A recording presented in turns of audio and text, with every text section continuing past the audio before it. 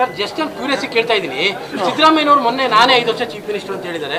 ನಿಮ್ಮ ದೃಷ್ಟಿ ಪ್ರಕಾರ ನಿಮ್ಗೆ ಅದು ಆಶ್ಚರ್ಯ ಅನ್ನಿಸ್ತಾ ಇದೆಯಾ? ನಾನು ಅವ್ರು 5 ವರ್ಷ ಇರ್ತಾರೋ ಇನ್ನೂ 50 ವರ್ಷವೇ ಇರ್ತಾರೋ ನನಗೆ ಸಂಬಂಧ ಇಲ್ಲ. ನಾನು ಹೇಳೋದು ಜನ ಅವ್ರಿಗೆ ಅಧಿಕಾರ ಕೊಟ್ಟವ್ರೆ, ಅಧಿಕಾರ ಏನು ಕೊಟ್ಟವ್ರೆ ಸರಿಯಾದ ರೀತಿ ಕೆಲಸ ಮಾಡ್ಕೊಂಡು ಹೋಗಿ ಅಂತ ಹೇಳ್ತೀನಿ ಅಷ್ಟೇ. ಅಧಿಕಾರ ಬಿಟ್ಕೊಡೋದೇ ಇಲ್ಲ ಅಂತ ತಮ್ಮ ಅವರೇ ಹೇಳಿದಾರಲ್ಲ, ಮುಂದಿನ 5 ವರ್ಷಕ್ಕೆ ನಾನೇ ಮುಖ್ಯಮಂತ್ರಿ ಅಂತ ಅವರೇ ಹೇಳ್ಕೊಂಡು ಹೋಗಿ. D K Shivakumar chief minister ಆಗೋದು ಕಷ್ಟ ಇದೆ, ಅದು ಅವ್ರವ್ರು ಕೂತು ತೀರ್ಮಾನ ಮಾಡಬೇಕು.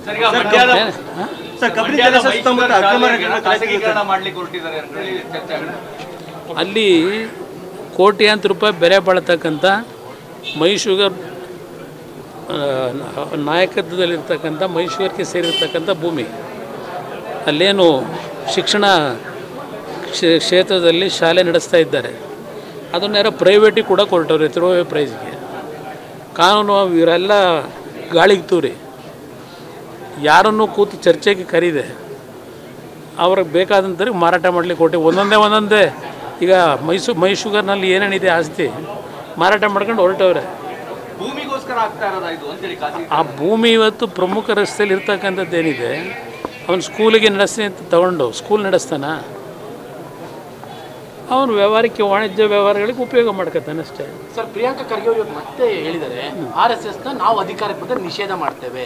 ಈಗ ನೋಡಿ ಬರೋದಾದ್ರೆ RSS ನಿಷೇಧ ಮಾಡ್ತಾರೋ ಇಲ್ಲ RSSನ ಮುಂದುವರಿಸ್ತಾರೋ ಅದು ಬೇರೆ ವಿಷಯ. ಮೊದಲು ಅವ್ರ ತಂದೆ ಹೇಳಿದ್ರಲ್ಲ, ಬೆಂಗಳೂರು ಮೈಸೂರಿಗೆ ಆಗಿರ್ತಕ್ಕಂಥ ಕೆಲಸ ಮಾಡಿಕೊಟ್ಬಿಡಿ ಸಾಕು ಕಲ್ಯಾಣ ನಗರಕ್ಕೆ, ನೀವು ಬೇಕಾದ್ರೆ ಬೆಂಗಳೂರು ಮೈಸೂರನ್ನ ಸಿಂಗಾಪುರ ಮಾಡ್ಕೊಳ್ಳಿ ಅಂತ ಹೇಳಿದ್ರು. ಇವ್ರು 40 ವರ್ಷ ಇದ್ರಲ್ಲ, ಪ್ರಿಯಾಂಕಾ ಖರ್ಗೆ ಈಗ ಬಂದವ್ರು ಬಿಡಿ 50 ವರ್ಷದಿಂದ, ಇವ್ರು 40 ವರ್ಷ ಶಾಸಕರು ಮಂತ್ರಿ ಎಲ್ಲ ಇದ್ರಲ್ಲ. ಅವ್ರೇನು ಮಾಡಿದ್ರು ಕಲ್ಯಾಣ ಕರ್ನಾಟಕ ಇದ್ದಾರೆ, ಗುರುಮಿಟ್ಕಿಲಲ್ಲಿ 10 ಬಾರಿ MLA, 8 ಬಾರಿನೋ 9 ಬಾರಿನೋ. ಒಂದು ಗುರುಮಿಟ್ಕಲ್ ಕ್ಷೇತ್ರನ ಇವತ್ತು ಅಭಿವೃದ್ಧಿ ಮಾಡಲಿಕ್ಕೆ ಆಗಲಿಲ್ಲ. ಇವರು ನಮಗೆ ಹೇಳ್ತಾರ ಈಗ ನಿಷೇಧ ಮಾಡ್ತಕ್ಕಂಥದ್ದು ಅದೆಲ್ಲ ಅಷ್ಟು ಸುಲಭದೇನು ಕೆಲಸ ಅಲ್ಲ. ಇವರು ಕಾಂಗ್ರೆಸ್ನ ನಿಷೇಧ ಮಾಡಿಬಿಟ್ರೆ ಏನು ಮಾಡ್ತೀರಿ ಮುಂದಕ್ಕೆ ಜನ? ಹೆಚ್ಚು ಕಡಿಮೆ ಆ ಪರಿಸ್ಥಿತಿಲೇ ಅವರವರು ಕಾಂಗ್ರೆಸ್ನ ಜನ ಮರೀತಾ ಇದ್ದಾರೆ ದೇಶದಲ್ಲಿ. ಇಶ್ಯೂ ಡೈವರ್ಟ್ ಅಷ್ಟೇ, ಬರೀ ಡೈವರ್ಟ್, ಬರೀ ಮಾತಿನ ಚಪ್ಪಲಿಗೆ ಮಾತಾಡ್ತಾರೆ. ದೇಶದ್ರೋಹಿ ಸಂಘಟನೆ ಅನ್ನುವಂಥ ಮಾತನ್ನು ಉಚ್ಚರಿಸ್ತಾರೆ. ಈಗ ಅವರು ಮೊದಲಿಂದಲೂ ಅದನ್ನು ಹೇಳ್ಕೊಂಡೇ ಬಂದವ್ರೆ, ಅವ್ರು ಈಗಲೂ ಅದನ್ನೇ ಹೇಳ್ತಾರೆ. ಅವರು ಭಾಳ ದೊಡ್ಡ ಮಾತಾಡ್ತಾರೆ ಪ್ರಿಯಾಂಕಾ ಖರ್ಗೆ ಅವರು. ಆದರೆ ಅವರ ಇದರಲ್ಲಿ ಇಲಾಖೆಗಳು ಏನೇನು ನಡೀತಾ ಇದ್ದಾವೆ ಅದನ್ನು ಗಮನ ಸರಿಪಡಿಸ್ಕೊಳ್ಳೋದು ಸೂಕ್ತ. ಅವರು ಆಮೇಲೆ ನಿಷೇಧ ಮಾಡೋದು ಯಾರೇನು ಮಾಡ್ತದ್ದು ಯಾರ ಇದೆಲ್ಲ ಆಮೇಲೆ ನೋಡಿ.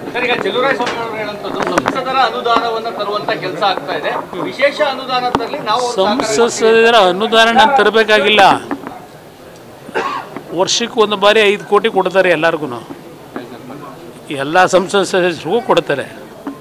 ಈಗ ಮಂಡ್ಯ ಜಿಲ್ಲೆಗೆ CSR ಫಂಡ್ನಲ್ಲಿ ಎಷ್ಟು ಹಣ ಈಗಾಗಲೇ ಬಿಡುಗಡೆ ಮಾಡಿಸ್ತಕ್ಕಂಥದ್ದಕ್ಕೆ ಚಾಲನೆ ಕೊಟ್ಟಿದ್ದೀನಿ.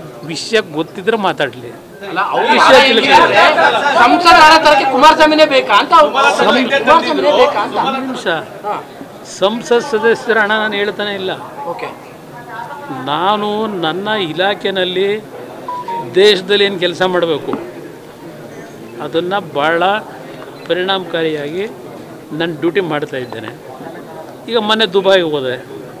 ದುಬೈನಲ್ಲಿ ನಮ್ಮ ಸ್ಟೀಲ್ ಮಿನಿಸ್ಟ್ರಿಗೆ ಇರತಕ್ಕಂಥ ಒಂದು ಇಲಾಖೆಯಲ್ಲಿ ಇವತ್ತು ಸ್ಟೀಲ್ ಇಂಡಸ್ಟ್ರಿಯ ಡೆವಲಪ್ಮೆಂಟಿಗೆ ಮತ್ತು ನಮ್ಮ ದೇಶ ಮತ್ತು UAE ನಡುವೆ ಈಗಾಗಲೇ ಹಲವಾರು ಬಾರಿ ಪ್ರಧಾನಮಂತ್ರಿಗಳೇನು ಭೇಟಿ ಮಾಡಿದ್ದಾರೆ. ಇವತ್ತು ಅಲ್ಲಿ 3 ದಿನದ ಪ್ರವಾಸದಲ್ಲಿ ಈಗ ನಮ್ಮ ಒಂದು ಸ್ಟೀಲ್ ಮಿನಿಸ್ಟ್ರಿಯಿಂದ ಅಲ್ಲಿ ಏನೇನು ಕೆಲಸಗಳು ಮಾಡಬೇಕು ಅನ್ನೋದಕ್ಕೆ 3 ಕಚೇರಿಗಳನ್ನು ಪ್ರಾರಂಭ ಮಾಡಾಯಿತು. ಅದರ ಜೊತೆಗೆ ಅಲ್ಲಿಯ ರೂರರ್ಸ್ ಏನಿದ್ದಾರೆ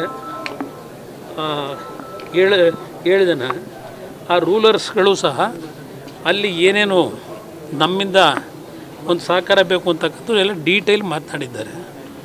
ಅಲ್ಲಿ ದುಬೈನಲ್ಲೂ ನನ್ನ ಒಂದು ಪ್ರಾಮಾಣಿಕವಾದ ಪ್ರಯತ್ನಗಳು ಮಾಡಿ ಬಂದೆ. ವಿಶ್ವೇಶ್ವರಯ್ಯ ಸ್ಟೀಲ್ ಪ್ಲಾಂಟು ಕರ್ನಾಟಕದಲ್ಲಿರೋದು ಇರೋದು ಎಲ್ಲಿದೆ ಅದು ವಿಶ್ವೇಶ್ವರಯ್ಯ ಸ್ಟೀಲ್ ಪ್ಲಾಂಟು ಮೈಸೂರಿನ ಅರಸರು ಕಟ್ಟಿದಂಥದ್ದು. ಇವತ್ತು ಅದಕ್ಕೆ ಹೆಚ್ಚು ಕಡಿಮೆ ಒಂದು 10 ರಿಂದ 12 ಸಾವಿರ ಕೋಟಿ ಖರ್ಚು ಮಾಡ್ತಾಯಿದ್ದೀನಿ. ಅದು ದುಡ್ಡು ಕೊಡೋದಲ್ವ, ಅದು ಕರ್ನಾಟಕಕ್ಕೆ ಕೊಡೋದಲ್ವ ಅದು. ನಾನು CSR ಫಂಡ್ ಬಗ್ಗೆ ಹೇಳ್ತಾ ಇದ್ದೀನಿ. ಸುಮಾರು 70 ಕೋಟಿ ಮೇಲೆ CSR ಫಂಡು ಮಂಡ್ಯ ಜಿಲ್ಲೆಯ ಅಭಿವೃದ್ಧಿಗೆ ಇವತ್ತು ಹಣ ತರ್ತಾ ಇದ್ದೇನೆ. ಅದು MP ಅನುದಾನ ಅಲ್ಲ, ಅದು ಸ್ವಲ್ಪ ತಿಳ್ಕೊಳ್ಳೋದು ಒಳ್ಳೆಯದು. ಅವ್ರು ಕರೆಯೋ ಸಭೆಗೆ ನೀವು ಭಾಗಿಯಾಗೋದಿಲ್ಲ, ದಿಶಾ ಸಭೆಯಲ್ಲೂ ನಾನು ಭಾಗಿಯಾಗಲ್ಲ ಅಂತ ಹೇಳಿದ್ರು. ನಿಖಿಲ್ ಕುಮಾರಸ್ವಾಮಿ ಸೇರಿ ನಿಮ್ಮ ನಾಯಕರುಗಳು ಹೇಳ್ತಾ ಇದ್ದಾರೆ. ಅವರವರ ಆಸೆ ಹೇಳ್ತಾರೆ. ಈಗ ಕಾಂಗ್ರೆಸ್ನಲ್ಲಿ ಒಂದು ಆಸೆ ಇಟ್ಕೊಂಡು ಹೇಳಲ್ವಾ, ಅದೇ ಥರ ನಮ್ಮ ಪಕ್ಷದಲ್ಲೂ ನಮ್ಮ ಕೆಲವು ಮುಖಂಡರುಗಳು ಅವರ ಆಸೆನ ಹೇಳ್ತಾರೆ. ಕಾಂಗ್ರೆಸ್ ನಿಮ್ ಜಪ ಈಗಲೂ ಮುಂದುವರಿತಾ ಇದೆಯಲ್ಲ ಅಂತ ನೀವು ಸೆಂಟ್ರಲ್ ಅವ್ರಿಗೆ ಇರೋದೇ ಭಯ. ನಂದು ಕಾಂಗ್ರೆಸ್ ನಾಯಕರಿಗೆ ನನ್ನ ಬಗ್ಗೆನೇ ಭಯ ಇರೋದು. ಈಗ ನಾನು BJP ಜೊತೆ ಸಂಬಂಧ ಬೆಳೆಸಿದ್ದೆ, ಅವ್ರಿಗೆ ನಿದ್ದೆಗೆಡಿಸಿದೆ. ಈ ರಾಜ್ಯದಲ್ಲಿ 2.5 ವರ್ಷದ ಆಡಳಿತ ಏನಿದೆ, ಇನ್ನೂ 2.5 ವರ್ಷ ಇರ್ತಾರೆ. ಈ 2.5 ವರ್ಷದಲ್ಲೇ ಜನಗಳ ಭಾವನೆಗಳೇನಿದೆ ಎಲ್ಲರಿಗೂ ಗೊತ್ತಿದೆ. ಸುಮ್ಮನೆ ಕಾಲ ದುಡ್ತಾ ಇದ್ದಾರೆ. 28ಕ್ಕೆ ನಾವೇ ಅಂತಿದ್ದಾರೆ ಸರ್. ಹೆಚ್ಚಿನ ವಿಡಿಯೋಗಳಿಗೆ ಪ್ರತಿಧ್ವನಿ ಯೂಟ್ಯೂಬ್ ಚಾನೆಲ್ ಸಬ್ಸ್ಕ್ರೈಬ್ ಮಾಡಿ, ಬೆಲ್ ಐಕಾನ್ ಕ್ಲಿಕ್ ಮಾಡಿ.